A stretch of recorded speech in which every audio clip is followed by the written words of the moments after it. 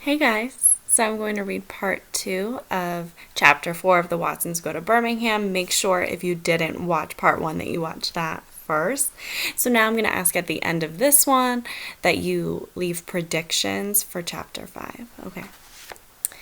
The only good thing about Mama being afraid of the cold was that we were the only kids at Clark who got to wear real leather gloves. Most of the other kids had to wear cheap plastic mittens that would start to crack up after 2 or 3 snowball fights or one real cold day. Some of them had to wear socks on their hands, and some of them just had to scrunch their arms up in their sleeves of their jackets. But Mama made sure we got real leather gloves with real rabbit's fur on the inside of them, and I'm not bragging, but we got to go through 2 pairs a year each. At the end of every winter, Mama and Dad would go downtown to Montgomery Ward's when gloves were going on sale and buy 6 pairs for us kids.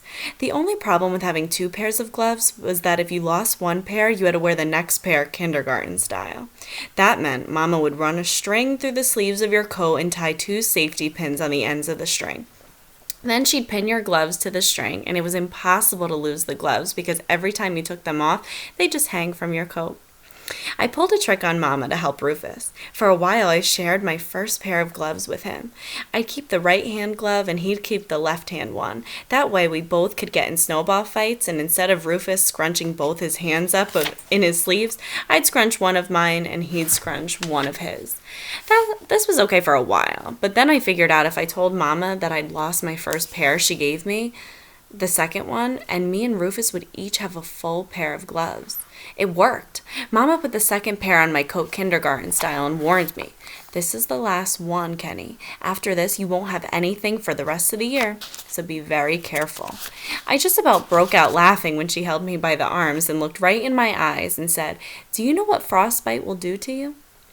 "Yes, Mama." I looked sad on the outside, but on the inside, I was feeling great. I gave Rufus the right-hand glove, and everything was fine for about a week. That's when my second pair of gloves, kindergarten string, safety pins and all, disappeared out of the closet at school. Rufus had to let me borrow one of my old gloves back, and we were back to scrunching one hand each up in our coat sleeves. But since Rufus was now the official owner of the gloves, he got to keep the right-hand one, and I had to wear the left-hand one. 2 days later, Larry Dunn stopped wearing socks on his hands and started wearing a real pair of leather gloves with real rabbit fur on the inside of them. The only difference between my old gloves and Larry's new ones was that mine had been brown and Larry's were black. Me and Rufus found this out when Larry ran up behind us and said, "This is Friday, y'all time to do the laundry. Who's gonna be first? Country cornflake, cockeye Kenny." So remember that Larry calls Rufus country cornflake. He didn't wait for us to make up our minds and grabbed me first. He said to Rufus, "If you run away during Cockeye's wash, I'ma hunt you down and hurt you, bad boy. This ain't gonna take but a minute, so stick around." Rufus stood there looking worried. Larry wasn't like other bullies. He wasn't happy taking a handful of snow and smashing it in your face and running off. Larry gave what he called Maytag washes. With a Maytag wash, you had to go through all the different cycles that a washing machine did. And even though when Larry gave you a Maytag, all the cycles were exactly the same, each part had a different name and the wash wasn't done until you went through a final spin and had snow in every part of your face.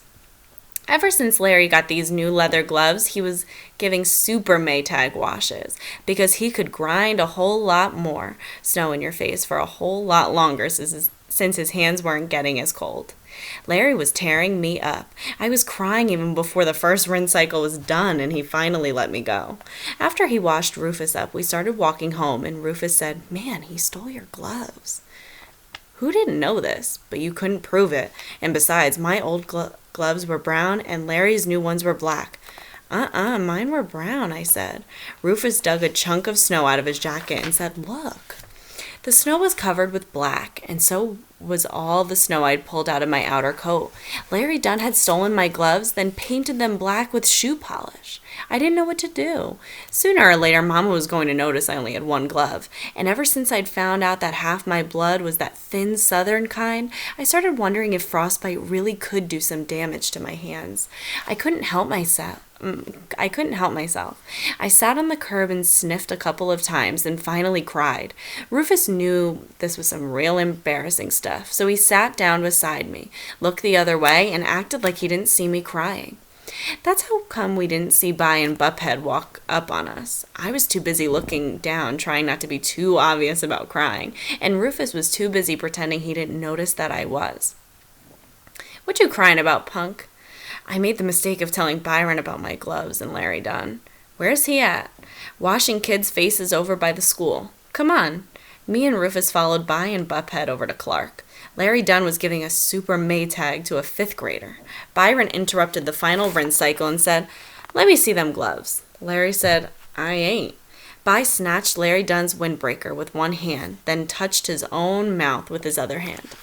"Buphead, I thought for sure when I got up this morning that my lips were working fine, and now when I feel them like this, they still like them moving just right. But if they working fine, how come this little fool ain't doing what I told him to do?" Buphead shrugged and said, "Maybe the boy's ears is bad." Maybe I'ma have to use deaf people language to talk to him. Maybe I'ma have to talk to him like that woman in The Miracle Worker." You know how we use sign language in class? But he's making a joke of it, not actually going to use sign language. All the weird Watsons had seen that show together, and the way they talked to deaf people in that movie wasn't anything like the way Byron was talking to Larry Dunn. Byron's style of deaf language was just to yell real loud and slap the side of Larry's head after each word. This had to be killing Larry Dunn. Larry didn't cry or anything, but he stared at Bi and said, "I ain't." He talked real tough, but he didn't do a thing when Byron snatched the gloves off of his hands. The palms of the gloves were brown and the backs were black. Byron threw me the gloves. "Here, Kenny." "Thanks, Bi." That would have been real fine by me, but Byron wasn't through. "Come here, Kenny." I went and stood where Byron still had the neck of Larry Dunn's skinny little windbreaker wadded up in his fist. "Pop him," Byron said. I gave Larry Dunn a slap in the arm. "I'ma only tell you one more time. Pop him."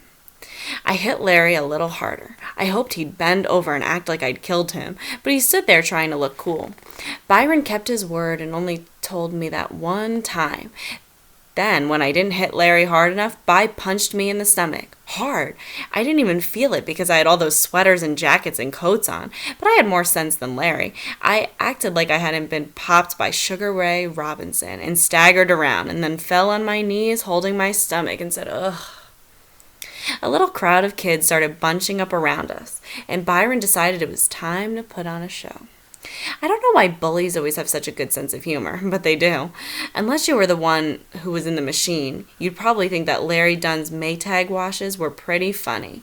And unless it was your jacket that was balled up in Byron's fists with a crowd of kids bunching up, you'd have to say he was pretty funny too.